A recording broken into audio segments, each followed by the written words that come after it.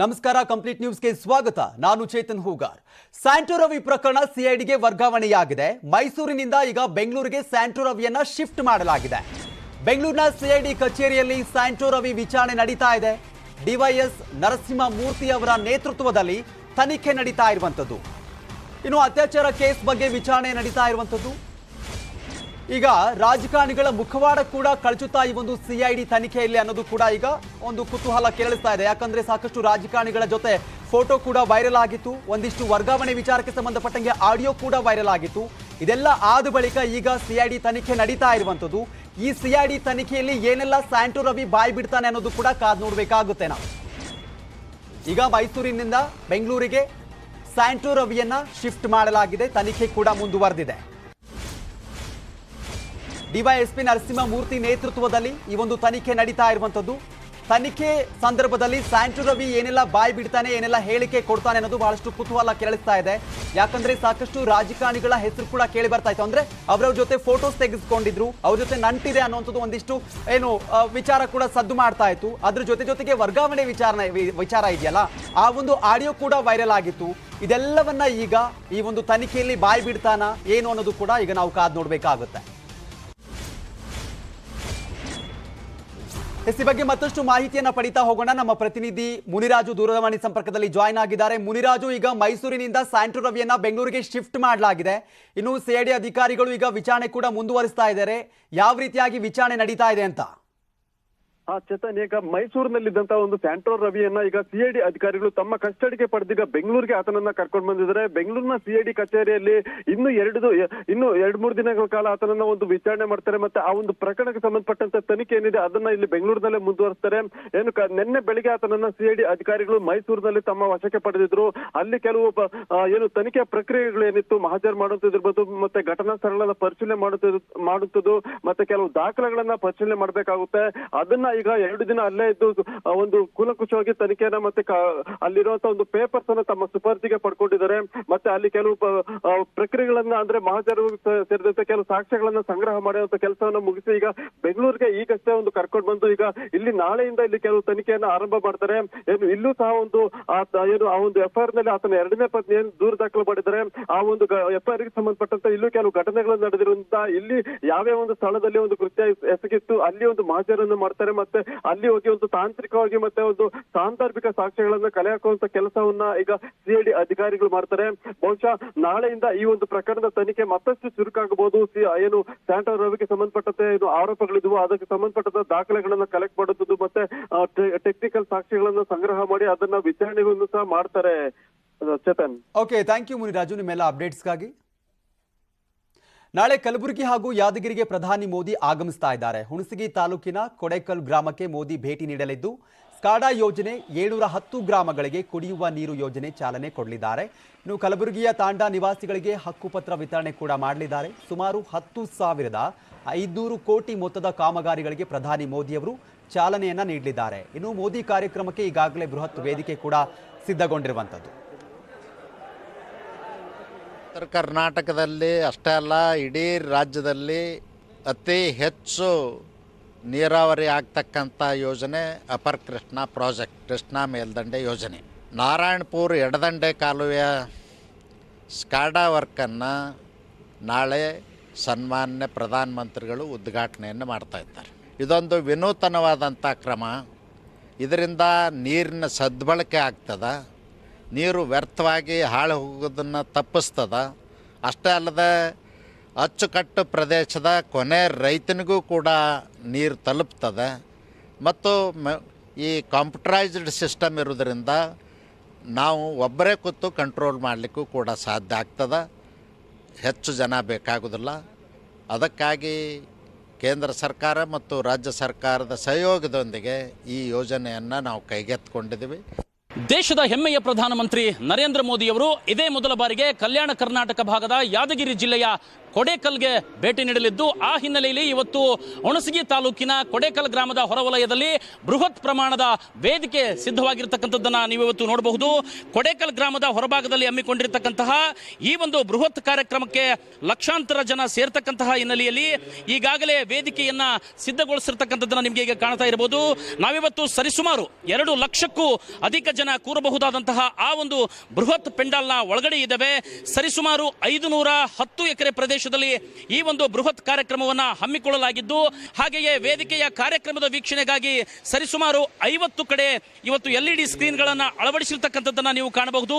ಅದೇ ರೀತಿ ಪ್ರಧಾನಿಗಳ ಜೊತೆ ವೇದಿಕೆಯನ್ನು ಹಂಚಿಕೊಳ್ಳೋದಕ್ಕೆ ನಾಡಿನ ಮುಖ್ಯಮಂತ್ರಿ ಹಾಗೂ ಮಂತ್ರಿಗಳು ಮತ್ತು ಗಣ್ಯರಿಗಾಗಿ ಕುಳಿತುಕೊಳ್ಳೋದಕ್ಕೆ ವೇದಿಕೆಯನ್ನು ಕೂಡ ಇವತ್ತು 8 ಅಡಿ ಎತ್ತರ ಮತ್ತು 40 ಅಡಿ ಅಗಲವಾದ ಬೃಹತ್ತಾದ ವೇದಿಕೆಯನ್ನು ಕೂಡ ಸಿದ್ಧಗೊಳಿಸಲಾಗಿದೆ.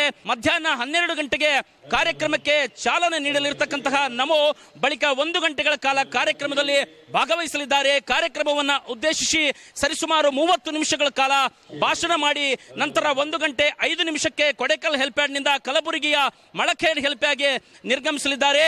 ಯಾದಗಿರಿಯಿಂದ ವಿಶ್ವನಾಥ್ ಹುಗಾರ್, ನ್ಯೂಸ್ 18 ಕನ್ನಡ. ಇನ್ನು ಪ್ರಧಾನಿ ಮೋದಿ ವಿಶೇಷ ಅಂದ್ರೆ ಕನ್ನಡದಲ್ಲಿ ಟ್ವೀಟ್ ಮಾಡಿದ್ದಾರೆ. ಕರ್ನಾಟಕದ ಜನತೆಯ ನಡುವೆ ಇರೋದಕ್ಕೆ ನಾನು ಉತ್ಸುಕನಾಗಿದ್ದೇನೆ. ನಾಳೆ ಸುಮಾರು 10,000 ಕೋಟಿ ಮೌಲ್ಯದ ವಿವಿಧ ಕಾಮಗಾರಿಗಳಿಗೆ ಶಂಕುಸ್ಥಾಪನೆ ನೆರವೇರಿಸಲಾಗುವುದು ಅಂತ ಮೋದಿ ಕನ್ನಡದಲ್ಲಿ ಟ್ವೀಟ್ ಮಾಡಿದ್ದಾರೆ.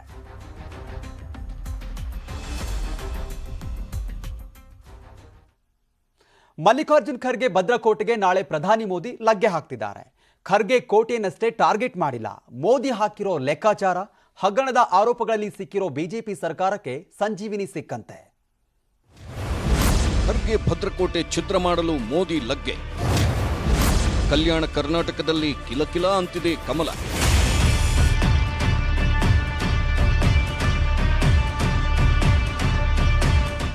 ಕರ್ನಾಟಕದಲ್ಲಿ 2023ರ ಚುನಾವಣೆಯಲ್ಲಿ ಶತಾಯಗತಾಯ 140ರಿಂದ 150 ಸೀಟು ಗೆಲ್ಲಲೇಬೇಕು. ಇದು ಮೋದಿ ಮತ್ತು ಅಮಿತ್ ಶಾ ಮಾಡಿರೋ ಶಪಥ. ಹಾಗಾಗಿನೇ ವೀಕ್ ಆಗಿರೋ ರಾಜ್ಯ ಬಿಜೆಪಿ ನಾಯಕರನ್ನ ಹುರಿದುಂಬಿಸೋಕೆ ಪ್ರಧಾನಿ ಮೋದಿ ರಾಜ್ಯಕ್ಕೆ ದಂಡಯಾತ್ರೆ ಮಾಡುತ್ತಿದ್ದಾರೆ. ಮೊನ್ನೆಯಷ್ಟೇ ಹುಬ್ಬಳ್ಳಿಯಲ್ಲಿ ಧೂಳೆಬ್ಬಿಸಿದ್ದ ಮೋದಿ ನಾಳೆ ಕಲ್ಯಾಣ ಕರ್ನಾಟಕದಲ್ಲಿ ಹವಾ ಎಬ್ಬಿಸೋಕೆ ಬರ್ತಿದ್ದಾರೆ.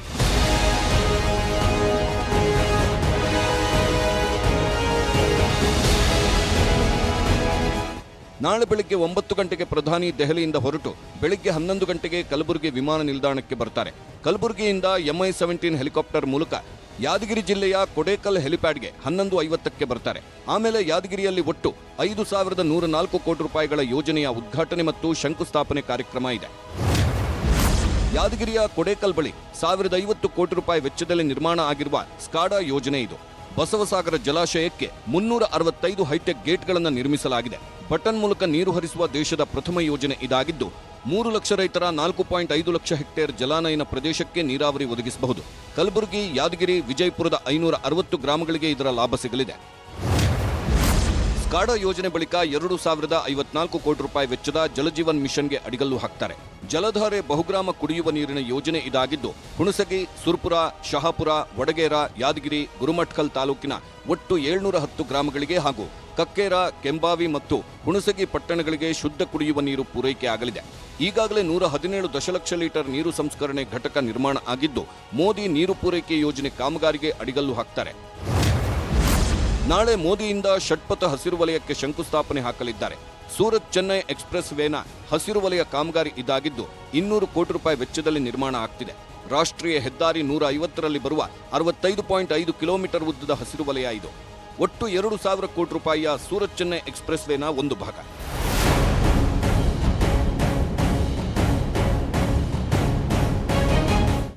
ಯಾದಗಿರಿಯ ಈ ಕಾರ್ಯಕ್ರಮಕ್ಕೆ 54 ಎಕರೆ ಜಾಗದಲ್ಲಿ ಜರ್ಮನ್ ಟೆಕ್ನಾಲಜಿ ವೇದಿಕೆ ಹಾಕಲಾಗಿದೆ. 500 ಎಕರೆ ಜಾಗದಲ್ಲಿ 2 ಲಕ್ಷ ಜನರಿಗೆ ಆಸನದ ವ್ಯವಸ್ಥೆ ಮಾಡಲಾಗಿದ್ದು 2,300 ಪೊಲೀಸರನ್ನ ಭದ್ರತೆಗೆ ಹಾಕಿದ್ದಾರೆ. ನಾಳೆ ಯಾದಗಿರಿ ಶಾಲಾ ಕಾಲೇಜುಗಳಿಗೆ ರಜೆ ಘೋಷಿಸಲಾಗಿದೆ. ಯಾದಗಿರಿಯಿಂದ ಮಧ್ಯಾಹ್ನ 1 ಗಂಟೆ 50 ನಿಮಿಷಕ್ಕೆ ಹೊರಟು ಮೋದಿ ಖರ್ಗೆ ಕೋಟೆಗೆ ಲಗ್ಗೆ ಹಾಕ್ತಾರೆ. ಕಲಬುರಗಿಯ ಬೃಹತ್ ಸಮಾವೇಶದಲ್ಲಿ ಪ್ರಧಾನಿ ಮೋದಿ ಭಾಗಿಯಾಗ್ತಾರೆ. ಪ್ರಮುಖವಾಗಿ ಕಲಬುರಗಿಯಲ್ಲಿ ತಾಂಡ ನಿವಾಸಿಗಳಿಗೆ ಹಕ್ಕುಪತ್ರ ವಿತರಣೆ ಕಾರ್ಯಕ್ರಮ ಇದು. ಸೇಡಂ ತಾಲೂಕಿನ ಮಳಖೇಡ ಗ್ರಾಮದಲ್ಲಿ ಹಕ್ಕುಪತ್ರ ವಿತರಿಸಲಿದ್ದು ತಾಂಡಗಳನ್ನು ಕಂದಾಯ ಗ್ರಾಮ ಅಂತ ಸರ್ಕಾರ ಘೋಷಿಸಿದೆ. ಈ ತಾಂಡಗಳಲ್ಲಿರುವ 51,900 ಕುಟುಂಬದವರಿಗೆ ಹಕ್ಕುಪತ್ರ ವಿತರಣೆ ಆಗ್ತಿದೆ. ಬೀದರ್, ಕಲಬುರಗಿ, ಯಾದಗಿರಿ, ರಾಯಚೂರು, ವಿಜಯಪುರದ 5 ಜಿಲ್ಲೆಗಳ ತಾಂಡ ನಿವಾಸಿಗಳಿಗೆ ಹಕ್ಕುಪತ್ರ ಸಿಗಲಿದೆ. ಸ್ಕಾಡಾ ಯೋಜನೆ ಫಸ್ಟ್ ಮೊದಲು ಪೈಲಟ್ ಪ್ರಾಜೆಕ್ಟ್ ಆಗಿ 138 ಕೋಟಿ ತೊಗೊಂಡಿತು 14-15ನೇ ಇಶ್ಯೂಯಲ್ಲಿ. ಇದು ಸಕ್ಸಸ್ ಆದಮೇಲೆ ಈಗ ನರೇಂದ್ರ ಮೋದಿಯವರು 19-20ರಲ್ಲಿ ಫೇಸ್ 2 ಅಂತೇಳಿ 1050 ಕೋಟಿ ರೂಪಾಯಿದು ಈಗಾಗಲೇ ಟೆಂಡರ್ ಮಾಡಿ ಕೆಲಸ ಮುಗಿದು ಅದರ ಉದ್ಘಾಟನೆಗೆ ಬರ್ತಿದ್ದಾರೆ. ಇದು ಏನಂತಂದರೆ ಇಡೀ ಭಾರತ ಅಲ್ಲ, ಇಡೀ ಜಗತ್ತಿನಲ್ಲೇ ಎಲ್ಲರಿಗಿಂತ ದೊಡ್ಡ ಒಂದು ಆಟೋಮೇಷನ್ ಗೇಟಿನ ಒಂದು ಪ್ರಾಜೆಕ್ಟ್ ಆಗಿದೆ. ಉತ್ತರ ಕರ್ನಾಟಕದಲ್ಲಿ ಅಷ್ಟೇ ಅಲ್ಲ, ಇಡೀ ರಾಜ್ಯದಲ್ಲಿ ಅತಿ ಹೆಚ್ಚು ನೀರಾವರಿ ಆಗ್ತಕ್ಕಂಥ ಯೋಜನೆ ಅಪರ್ ಕೃಷ್ಣಾ ಪ್ರಾಜೆಕ್ಟ್, ಕೃಷ್ಣಾ ಮೇಲ್ದಂಡೆ ಯೋಜನೆ. ನಾರಾಯಣಪುರ ಎಡದಂಡೆ ಕಾಲುವೆಯ ಸ್ಕಾಡಾ ವರ್ಕನ್ನು ನಾಳೆ ಸನ್ಮಾನ್ಯ ಪ್ರಧಾನಮಂತ್ರಿಗಳು ಉದ್ಘಾಟನೆಯನ್ನು ಮಾಡ್ತಾ ಇದ್ದಾರೆ. ಇದೊಂದು ವಿನೂತನವಾದಂಥ ಕ್ರಮ. ಇದರಿಂದ ನೀರಿನ ಸದ್ಬಳಕೆ ಆಗ್ತದ. ಒಟ್ನಲ್ಲಿ ಕಲ್ಯಾಣ ಕರ್ನಾಟಕ ಟಾರ್ಗೆಟ್ ಮಾಡಿರೋ ಮೋದಿ, ರಾಷ್ಟ್ರ ಮಟ್ಟದಲ್ಲಿ ಮೋದಿಗೆ ರಾಜಕೀಯ ವಿರೋಧಿ ಆಗಿರೋ ಖರ್ಗೆ ಕೋಟೆಗೆ ಬರ್ತಿರೋದು ಕಾಂಗ್ರೆಸ್ಸಿಗರ ನಿದ್ದೆಗೆಡಿಸಿದೆ. ಜೊತೆಗೆ ಜೆಡಿಎಸ್ಗೂ ಮೋದಿ ಆಗಮನ ದೊಡ್ಡ ಸವಾಲ್. Bureau report, news 18. ಸರ್ಕಾರದ ವಿರುದ್ಧ ಬಸನಗೌಡ ಪಾಟೀಲ್ ಯತ್ನಾಳ್ ವಾಕ್ಸಮರ ವಿಚಾರಕ್ಕೆ ಸಂಬಂಧಪಟ್ಟಂಗೆ ಯತ್ನಾಳ್ ಸಂಧಾನಕ್ಕೆ ಎಂಟ್ರಿ ಕೊಟ್ಟಿದೆ ಈಗ ಬಿಜೆಪಿ ಹೈಕಮಾಂಡ್. ಯತ್ನಾಳ್ ಜೊತೆ ಮಾತುಕತೆಗೆ ಮುಂದಾಗಿದ್ದಾರೆ ಜೆಪಿ ನಡ್ಡಾ ಅವರು. ಜನವರಿ 21ರಂದು ವಿಜಯಪುರಕ್ಕೆ ಆಗಮಿಸ್ತಾ ಇದ್ದಾರೆ ಜೆಪಿ ನಡ್ಡಾ. ವಿಜಯ ಸಂಕಲ್ಪ ಅಭಿಯಾನ ಉದ್ಘಾಟನೆಗೆ ಜೆಪಿ ನಡ್ಡಾ ಆಗಮನ ಇದೆ. ಈ ಒಂದು ವೇಳೆಯಲ್ಲಿ ಯತ್ನಾಳ್ ಜೊತೆ ಕೂಡ ಮಾತುಕತೆಗೆ ವೇದಿಕೆ ರೆಡಿಯಾಗಿದೆ. 2A ಮೀಸಲಾತಿಗಾಗಿ ಸರ್ಕಾರದ ವಿರುದ್ಧವೇ ಸಮರ ಸಾರಿದ್ರು ಯತ್ನಾಳ್ ಅವರು. ನಿರಾಣಿ ಅವರನ್ನೇ ಟಾರ್ಗೆಟ್ ಮಾಡಿ ವಾಗ್ದಾಳಿ ಕೂಡ ಮಾಡಿದ್ರು. ಇವರಿಬ್ಬರ ಮಧ್ಯೆ ಸಾಕಷ್ಟು ವಾಗ್ದಾಳಿ ಆಗಿತ್ತು. ಸೊ ಇವರಿಬ್ಬರ ಬಗ್ಗೆ ಹೈಕಮಾಂಡ್ ಗಮನಕ್ಕೆ ಸಿಎಂ ಬೊಮ್ಮಾಯಿ ಅವರು ಕೂಡ ಒಂದಿಷ್ಟು ಗಮನ ತಂದಿದ್ರು. ಸೊ ಈ ಎಲ್ಲ ವಿಚಾರಕ್ಕೆ ಸಂಬಂಧಪಟ್ಟಂಗೆ ಈಗ ನಡ್ಡಾ ಅವರು ಎಂಟ್ರಿ ಕೊಟ್ಟಿದ್ದಾರೆ ಸಂಧಾನಕ್ಕಾಗಿ. ಅವ್ರು ಟೈಮ್ ಕೊಡ್ತೀನಿ ಅಂದರೆ ನಾಳೆ 21ಕ್ಕೆ ರಾಷ್ಟ್ರೀಯ ಅಧ್ಯಕ್ಷರು ನಡ್ಡಾ ಅವರು ಬರ್ತಾ ಇದ್ದಾರೆ. ಅವ್ರ ಜೊತೆನೂ ಅವ್ರಿಗೂ ಅಪಾಯಿಂಟ್ಮೆಂಟ್ ಫಿಕ್ಸ್ ಆಗ್ತದೆ. ಇಲ್ಲಿಯ ಚಿಲ್ಲರೆ ಪಲ್ರೆ ರೌಡಿ ಗ್ಯಾಂಗ್ನವರು ಏನು ಅವ್ರಿಗೇನು ಗೊತ್ತದ. ಬಟ್ ಯತ್ನಾಳ್ ತುಳಿದು ಬಿಟ್ಟರೆ ಮತ್ತೊಂದೇನು ಕೆಲಸ ಇಲ್ಲ. ಯತ್ನಾಳ್ ಯಾರಿಗೂ ತುಳಿದಾಗೋದಿಲ್ಲ. ಯತ್ನಾಳನ್ನು ಬೇರೆ ಭಾಳ ಗುಮ್ಮದಾವು.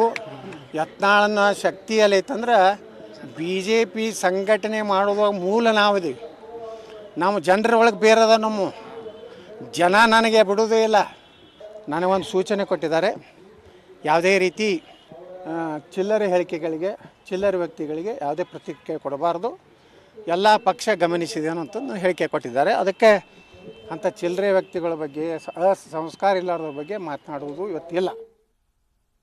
ಇನ್ನು ನಾಳೆ ಪ್ರಧಾನಿ ಮೋದಿ ರಾಜ್ಯಕ್ಕೆ ಬರ್ತಾರೆ. ಕಾರ್ಯಕ್ರಮ ಮುಗಿಸಿ ವಾಪಸ್ ಆಗ್ತಾರೆ. ಹಾಗೇನೇ ಜನವರಿ 27ಕ್ಕೆ ಕೇಂದ್ರ ಗೃಹ ಸಚಿವ ಅಮಿತ್ ಶಾ ಹುಬ್ಬಳ್ಳಿಗೆ ಬರ್ತಿದ್ದಾರೆ. ಹುಬ್ಬಳ್ಳಿ KLE ಸಂಸ್ಥೆ ಕಾರ್ಯಕ್ರಮದಲ್ಲಿ ಭಾಗಿಯಾಗ್ತಾರೆ. ಜನವರಿ 28ಕ್ಕೆ ಕೇಂದ್ರ ಸಾರಿಗೆ ಸಚಿವ ನಿತಿನ್ ಗಡ್ಕರಿ ಕೂಡ ಇದೇ ಹುಬ್ಬಳ್ಳಿಯ KLE ಸಂಸ್ಥೆ ಕಾರ್ಯಕ್ರಮದಲ್ಲಿ ಭಾಗಿಯಾಗಲು ಬರ್ತಿದ್ದಾರೆ. ಇನ್ನು ಜನವರಿ 27ಕ್ಕೆ ಪ್ರಧಾನಿ ಮೋದಿಯವರು ನಡೆಸುವಂತಹ ಪರೀಕ್ಷಾ ಪೇ ಚರ್ಚಾ ಕಾರ್ಯಕ್ರಮದಲ್ಲಿ ಒಂದು ಕಾರ್ಯಕ್ರಮ ನಿಗದಿಯಾಗಿತ್ತು. ಇದರಲ್ಲೂ ಕೂಡ ಕರ್ನಾಟಕದ ವಿದ್ಯಾರ್ಥಿಗಳ ಜೊತೆ ಪೋಷಕರಿಗೂ ಕೂಡ ಆಹ್ವಾನ ಕೊಟ್ಟಿದೆ ಸರ್ಕಾರ.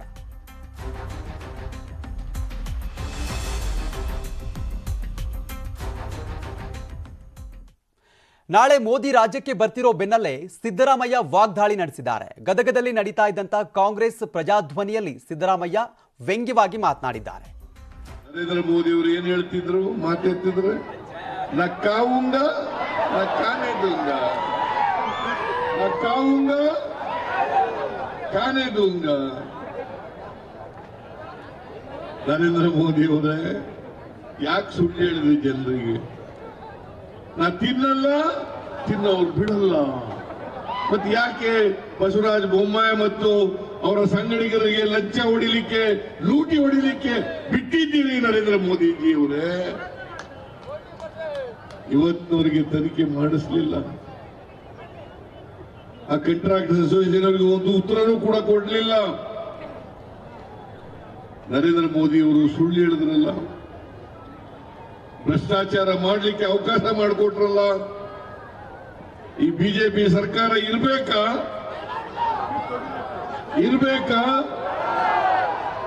ಇವತ್ತು ಹೇಳ್ತೀನಿ ನಿಮಗೆ, ನಾವು ಅಧಿಕಾರಕ್ಕೆ ಬಂದ್ರೆ ರೈತರು ಡಿಮ್ಯಾಂಡ್ ಮಾಡ್ತಾ ಇದ್ದಾರೆ. MSP ಕಾಯ್ದೆ ಮಾಡಿ ಅಂತಕ್ಕಂಥ ಡಿಮ್ಯಾಂಡ್ ಮಾಡ್ತಾ ಇದ್ದಾರೆ. ಕರ್ನಾಟಕ ಸರ್ಕಾರದಲ್ಲೂ ಕೂಡ MSP ಕಾಯ್ದೆಯನ್ನು ಮಾಡ್ತೇವೆ. ಹಾಗೆ ಕೇಂದ್ರ ಸರ್ಕಾರದ ಮೇಲೂ ಕೂಡ ಒತ್ತಡ ಹಾಕಿ MSP ಕಾಯ್ದೆಯನ್ನು ಮಾಡ್ತೇವೆ ಅಂತಕ್ಕಂಥ ಮಾತು. ಕುಣಿಗಲ್ ತಾಲೂಕಿನಲ್ಲಿ ಸದ್ದು ಮಾಡಿದ ಕುಕ್ಕರ್ಗಳು, ಮತದಾರರಿಗೆ ಹಂಚಲು ತಂದಿದ್ದಂತಹ ಸಾವಿರಾರು ಕುಕ್ಕರ್ಗಳು, ವಾಹನದಲ್ಲಿದ್ದ ಎಲ್ಲ ಕುಕ್ಕರ್ ಸೀಸ್ ಮಾಡಿದ ಜಿಎಸ್ಟಿ ಅಧಿಕಾರಿಗಳು.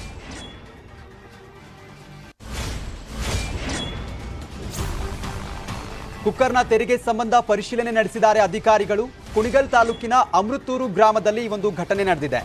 ಕೈ ಶಾಸಕ ಡಿಕೆಶಿ ಸಂಬಂಧಿ ರಂಗನಾಥ್ ಫೋಟೋ ಇರುವಂತಹ ಕುಕ್ಕರ್ಗಳಿವಾಗಿದ್ವು. ಅಲ್ಲಿನ ಜನರಿಗೆ ಹಂಚೋದಕ್ಕೆ ಈ ಕುಕ್ಕರ್ಗಳನ್ನ ತರಲಾಗಿತ್ತು. ಆ ಒಂದು ಸಂದರ್ಭದಲ್ಲಿ ವಾಹನದಲ್ಲಿದ್ದಂಥ ಎಲ್ಲ ಕುಕ್ಕರ್ಗಳನ್ನ ಜಿಎಸ್ಟಿ ಅಧಿಕಾರಿಗಳು ಸೀಸ್ ಮಾಡಿದ್ದಾರೆ. ಇನ್ನು ಕುಕ್ಕರ್ ತೆರಿಗೆ ಸಂಬಂಧಪಟ್ಟಂಗೆ ಪರಿಶೀಲನೆ ಕೂಡ ಅಧಿಕಾರಿಗಳು ನಡೆಸಿರುವಂಥದ್ದು.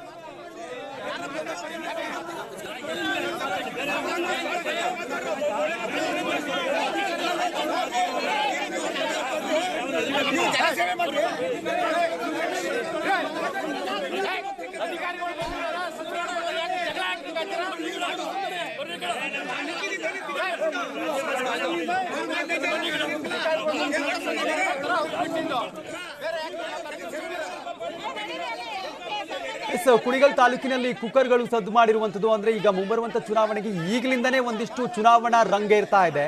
ಈ ಒಂದು ಸಂದರ್ಭದಲ್ಲಿ ಜಿಎಸ್ಟಿ ಅಧಿಕಾರಿಗಳು ಏಕಾಏಕಿಯಾಗಿ ದಾಳಿ ಮಾಡಿದ್ದಾರೆ. ಏನು ಗಾಡಿಲಿದ್ದಂತಹ ಎಲ್ಲಾ ಕುಕ್ಕರ್ಗಳನ್ನ ಸೀಸ್ ಮಾಡಿದ್ದಾರೆ. ಸೀಸ್ ಮಾಡಿ ಪರಿಶೀಲನೆ ಕೂಡ ಮಾಡಿದ್ದಾರೆ.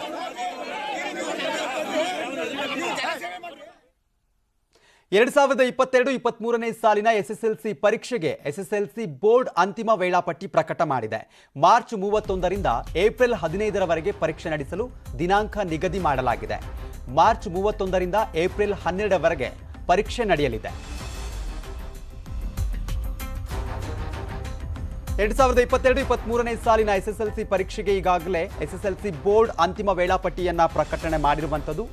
ಮಾರ್ಚ್ 31ರಿಂದ ಎಕ್ಸಾಮ್ ಸ್ಟಾರ್ಟ್ ಆಗುತ್ತೆ. ಏಪ್ರಿಲ್ 15ರವರೆಗೆ ಪರೀಕ್ಷೆ ನಡೆಸೋದಕ್ಕೆ ಈಗಾಗಲೇ ದಿನಾಂಕವನ್ನು ನಿಗದಿ ಮಾಡಿರುವಂಥದ್ದು. ಮಾರ್ಚ್ 31ರಿಂದ ಏಪ್ರಿಲ್ 12ರವರೆಗೆ ಎಸ್ಎಸ್ಎಲ್ಸಿ ಪರೀಕ್ಷೆ ನಡೆಯುತ್ತೆ.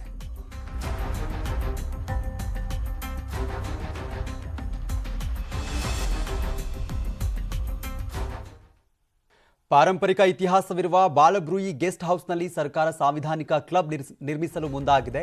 ಹೈಕೋರ್ಟ್ ಕೂಡ ಇದಕ್ಕೆ ಆದೇಶ ಕೂಡ ಕೊಟ್ಟಿದೆ. ಆದರೆ ಪರಿಸರವಾದಿಗಳು ಈಗ ವಿರೋಧವನ್ನು ವ್ಯಕ್ತಪಡಿಸಿದ್ದು 159 ಬಗೆಯ 100ಕ್ಕೂ ಹೆಚ್ಚಿನ ವರ್ಷಗಳ ಹಳೆಯ ಮರಗಳಿದ್ದಾವೆ. ಸಾಂವಿಧಾನಿಕ ಕ್ಲಬ್ಗೋಸ್ಕರ ಹಾಳು ಮಾಡಬೇಡಿ ಅಂತ ಹೇಳ್ತಿದ್ದಾರೆ. ಈ ಬಗ್ಗೆ ನಮ್ಮ ಪ್ರತಿನಿಧಿ ಆಶಿಕ್ ಮುಲ್ಕಿ ಒಂದು ಗ್ರೌಂಡ್ ರಿಪೋರ್ಟ್ ಮಾಡಿದ್ದಾರೆ. ಬನ್ನಿ ನೋಡ್ಕೊಂಬರೋಣ. ಕೊನೆಗೂ ಬಾಲಬ್ರೂಹಿ ಅತಿಥಿ ಗೃಹದಲ್ಲಿ ಸಾಂವಿಧಾನಿಕ ಕ್ಲಬ್ ಅನ್ನ ನಿರ್ಮಾಣ ಮಾಡೋದಕ್ಕೆ ಸರ್ಕಾರಕ್ಕೆ ಹೈಕೋರ್ಟ್ ಗ್ರೀನ್ ಸಿಗ್ನಲ್ ಅನ್ನು ಕೊಟ್ಟಿರುವಂಥದ್ದು. ಸದ್ಯಕ್ಕೆ ನಾನು ಅದೇ ಜಾಗದಲ್ಲಿ ನಿಂತಿದ್ದೀನಿ. ಕೆಲವೊಂದಿಷ್ಟು ದೃಶ್ಯಾವಳಿಗಳನ್ನ ತೋರಿಸ್ತಾ ನಿಮಗೆ ಏನು ಎಕ್ಸ್ಪ್ಲೇನ್ ಮಾಡ್ತಾ ಹೋಗ್ತೀನಿ. ಇದರ ಈ ಒಂದು ಬಾಲಬ್ರೂಹಿ ಅತಿಥಿ ಗೃಹದ ಹಿನ್ನೆಲೆಯನ್ನು ನೋಡ್ತಾ ಹೋದರೆ 1850ರಲ್ಲಿ ಬ್ರಿಟಿಷ್ ಕಮಿಷನರ್ ಏನು ಕಬ್ಬನ್ ಮಾರ್ಷ್ ಅನ್ನುವಂಥವರು ಈ ಒಂದು ಬಾಲಬ್ರೂಹಿ ಅತಿಥಿ ಗೃಹವನ್ನ ಇಲ್ಲಿ ನಿರ್ಮಾಣ ಮಾಡ್ತಾರೆ. ಸುಮಾರು 14 ಎಕರೆ ಜಾಗದಲ್ಲಿ ಈ ಒಂದು ಬಾಲಬ್ರೂಹಿ ಅತಿಥಿ ಗೃಹವನ್ನ ಮತ್ತೆ ಸುತ್ತಮುತ್ತಲೇ ಏನೋ ಒಂದು ಸ್ವಲ್ಪ ಗಾರ್ಡನ್ ರೀತಿಯಲ್ಲಿ ಮತ್ತೆ ಆ ಮರಗಳನ್ನ ಗಿಡಗಳನ್ನ ಬೆಳೆಸಿ ಬಹಳ ಉತ್ತಮ ರೀತಿಯಲ್ಲಿ ನಿರ್ಮಾಣ ಮಾಡಿರ್ತಾರೆ.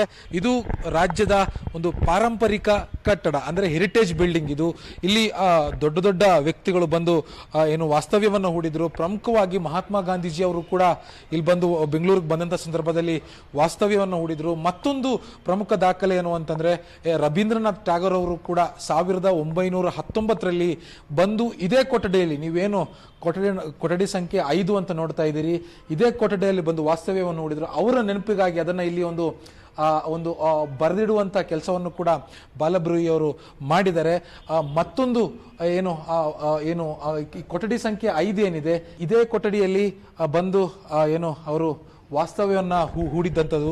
ಮತ್ತೆ ಈ ಬಾಲಬ್ರೂಹಿ ಅತಿಥಿ ಗೃಹ ಏನಿದೆ ಇದು ಹೇಗಿದೆ ಅನ್ನುವಂಥದ್ದನ್ನು ಕೂಡ ನಿಮಗೆ ಒಂದಿಷ್ಟು ಎಕ್ಸ್ಪ್ಲೈನ್ ಮಾಡ್ತಾ ಹೋಗ್ತೀನಿ. ಪ್ರಮುಖವಾಗಿ ಇಲ್ಲಿ ಒಂದು 6 ಕೊಠಡಿಗಳಿದೆ. ಅದರಲ್ಲಿ 6ನೇ ಕೊಠಡಿ ಇದು. 5ನೇದರಲ್ಲಿ ರವೀಂದ್ರನಾಥ್ ಟ್ಯಾಗೋರ್ ಅವರು ಬಂದು ನೆಲೆಸಿದ್ರು, ಜೊತೆಗೆ 6ನೇದು ಇದು. ಇದೇ ರೀತಿ ಸುಮಾರು ಬಾಲಬ್ರೂಹಿ ಈ ಒಂದು ಪಾರಂಪರಿಕ ಕಟ್ಟಡ ಏನಿದೆ, ಈ ಪಾರಂಪರಿಕ ಕಟ್ಟಡದಲ್ಲಿ ಸುಮಾರು 6 ಕೊಠಡಿಗಳಿದ್ದಾವೆ. ಅದರ ಒಳಭಾಗ ಈ ರೀತಿಯಾಗಿದೆ. ನೀವೀಗ ಏನ್ ದೃಶ್ಯದಲ್ಲಿ ನೋಡ್ತಾ ಇದ್ದೀರಿ, ಬಾಲಬ್ರೂಹಿ ಎಂಟ್ರಿ ಆಗ್ತಾ ಇದ್ದ ಹಾಗೆ ಇದು ಬಾಲಬ್ರೂಹಿ ಅತಿಥಿ ಗೃಹದ ಏನು ರಿಸೆಪ್ಷನ್ ಲಾಂಚ್ ಇದು. ಇಲ್ಲಿ ಏನು ಇದು ಕೂಡ ಪಾರಂಪರಿಕ ಕಟ್ಟಡವಾಗಿರುವಂಥದ್ದು. ಮತ್ತೆ ಈ ಒಂದು ಬಾಲಬ್ರೂಹಿ ಕಟ್ಟಡ ಏನಿದೆ, ಪಾರಂಪರಿಕ ಕಟ್ಟಡ, ಇದು ಸುಮಾರು 3.5 ಎಕರೆಯಲ್ಲಿ ಇರುವಂಥದ್ದು. ಒಟ್ಟಾರೆ ಇದರ ಸಂಪೂರ್ಣ ವಿಸ್ತೀರ್ಣ ಎಷ್ಟು ಅಂದ್ರೆ 14 ಎಕರೆ ಬರುತ್ತೆ. ಇಲ್ಲಿಂದ ಮುಂದಕ್ಕೆ ಹೋದ್ರೆ ನಮಗೆ ಡೈನಿಂಗ್ ಹಾಲ್ ಸಿಗುತ್ತೆ. ಇದು ಕೂಡ ಬಹಳ ಹಳೆಯ ಕಾಲದ ಒಂದು ಫೀಲ್ ಕೊಡುವಂತ ಒಂದು ವ್ಯವಸ್ಥೆ ಇಲ್ಲಿ ಮಾಡಲಾಗಿರುವಂಥದ್ದು. ನಾವು ಆ ಸಿನಿಮಾದಲ್ಲಿ ಈ ರೀತಿಯಾಗಿರುವಂತಹ ವ್ಯವಸ್ಥೆನ ನೋಡಿರ್ತೀವಿ, ಆದ್ರೆ ಅದೇ ಬಾಲಬ್ರೂಹಿ ಅತಿಥಿ ಗೃಹದಲ್ಲೂ ಕೂಡ ಈ ರೀತಿಯಾಗಿರುವಂತಹ ಒಂದು ವ್ಯವಸ್ಥೆ ಇಲ್ಲಿ ಏನು ಮಾಡಿರುವಂತದ್ದು. ಆದಷ್ಟು ಬೇಗ ಸರ್ಕಾರ ಕೂಡ ಇದನ್ನ ನಿರ್ಮಾಣ ಮಾಡೋ ನಿಟ್ಟಿನಲ್ಲಿ ಇದೀಗ ಹೆಜ್ಜೆಯನ್ನ ಮುಂದಿಟ್ಟಿರುವಂತದ್ದು. ಕ್ಯಾಮರಾ ಪರ್ಸನ್ ಶಿವಶಂಕರ್ ಜೊತೆ ಆಶಿಕ್ ಮುಲ್ಕಿ, ನ್ಯೂಸ್ 18 ಬೆಂಗಳೂರು.